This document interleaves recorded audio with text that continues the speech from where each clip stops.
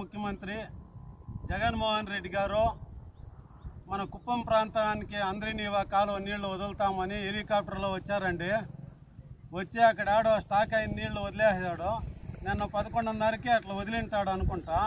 రాత్రి 10:30కి తీరా నిలిచిపోయింది.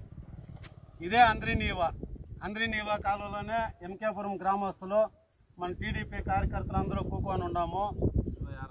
ఎందుకండి ఈ మోసాలు? జనాల్ని ఎందుకు మోసం చేస్తారు చెప్పండి.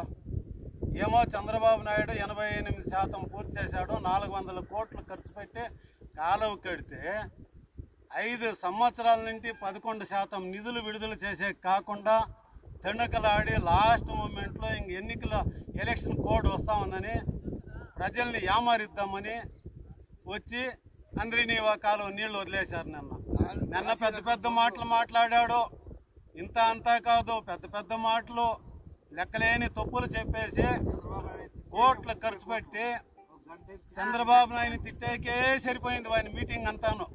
అందరూ చూశారు, వీడియోల్లో చూశారు, టీవీల్లో చూశారు. వాని అహంభావము, వాళ్ళు తప్పులు, వాళ్ళు మోసాలు అంతా నన్నంతా ప్రజలు తెలుసుకున్నారు. ఇబ్బంది ఏం లేదు. మీకు పోయే కాలం దగ్గరలో వచ్చాయండి. జగన్మోహన్ రెడ్డి గారు గుర్తుపెట్టుకోండి, ప్రజలను మోసం చేయొద్దండి. ప్రజలను మోసం చేసిన వాళ్ళు ఎవరు నిల్లేదు. ప్రజలను మోసం చేయకుండా న్యాయమని ఇచ్చేయండి. ఎంత ఆశ పెట్టారండి. ఏమో సాంగ్యం చెప్తారు, ఏమో చూపించి ఏమో చేసినట్లా అట్లా అయిపోయింది. నిన్న నీళ్లు వస్తూ ఉన్నాయని చెప్పి ఓని రాత్రి అంతాను కాలువల మీదంతా కొందరు జై జగన్ అనేది, కొందరు పొట్టేళ్ళు నరికేది, వాళ్ళ ఇది చూసేకొని కెలగేయకొని ఒకడు పత్తాలే అంతా వెళ్ళిపోయినారు. గుంపులు అంతా వెళ్ళిపోయినారు.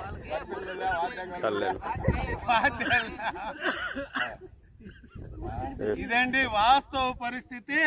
ఇదే అందరినీవా కాలువ నాసి రకం పనులు చేసి గబగబాని వదిలేశారు.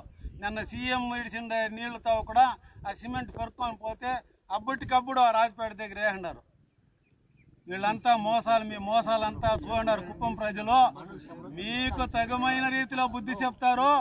నారా చంద్రబాబు నాయుడు గారికి 1,00,000 ఓట్ల మెజారిటీ పైన వచ్చేది ఖాయము.